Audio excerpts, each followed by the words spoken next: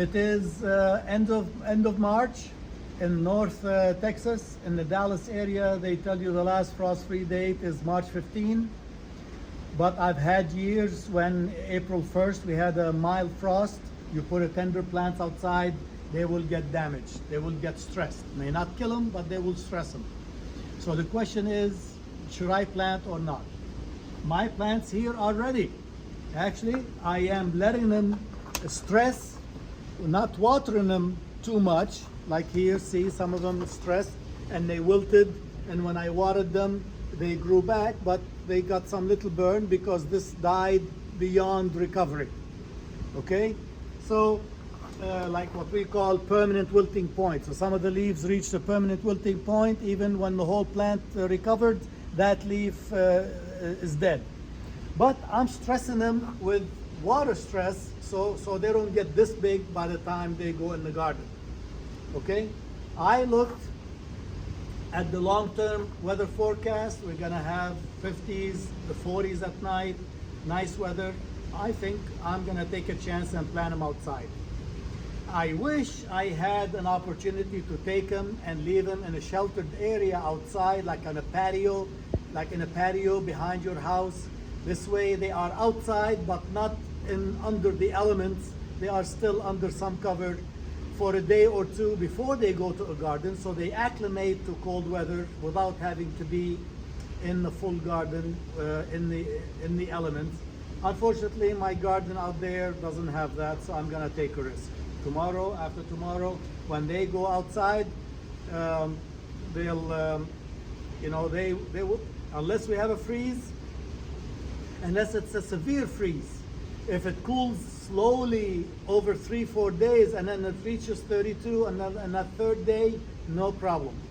But if in the morning was 75 and then at night it's 32, that's a big drop in one day. In 24 hours, the plant will not acclimate and they will burn.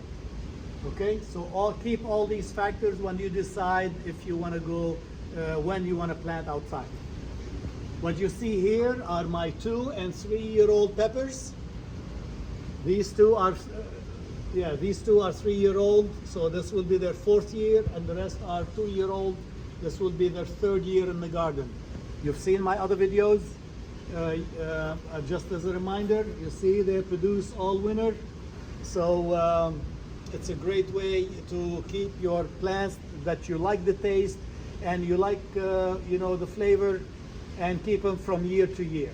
What I also like is that the trunk will become beautiful shape and texture, kind of like a bonsai plant. So I hope one day you'll watch a video and I'll tell you, these are my 10-year-old pepper plants.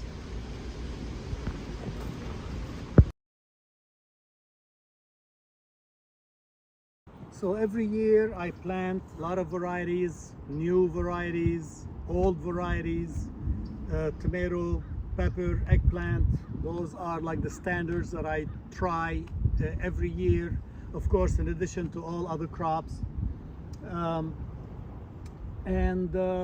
Now it's time to plan.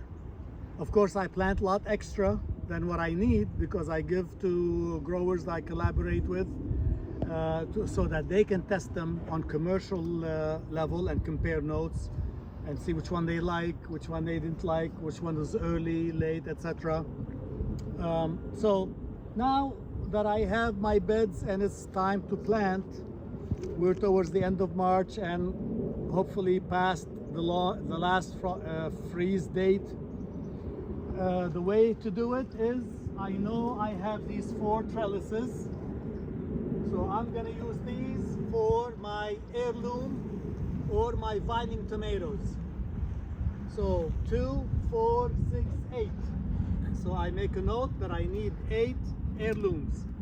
And then here in this 17-foot long bed, 2, 4, 6, 8, 10. So 8 heirloom and then 40 room for 40 tomato or eggplant. It could be 2 beds of tomato, 2 beds of eggplant. I plant them at the same spacing, like 2 by 2. So I have room for 8 heirlooms and then another 40 tomato or eggplant. Pepper, I plant them one by one, you know, like more crowded, so I can put more plants. Here I have another trellis that I built, and this one I'm gonna have like 2 or 3 squash plants so I can train them up, and then also tomato, and then also the eggplant and pepper. So this whole row I'm gonna plant them with vining squash, tomato, pepper, eggplant, but train them as a single stem, kind of like you see tomato growing in the greenhouse that has 1 or 2 stem instead of bush type. So these will have to be, you know, of course on this side, this is 20 foot long, so I have room for, let me see,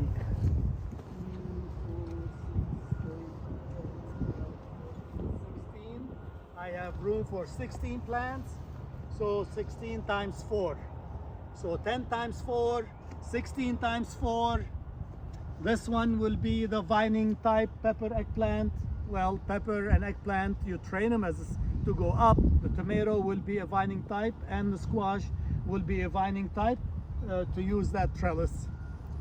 So 40, 16 per bed, and there 10 per bed. Now that I have this information, I can go back and then choose the plants and where they're gonna go. Of course, follow me. These two beds,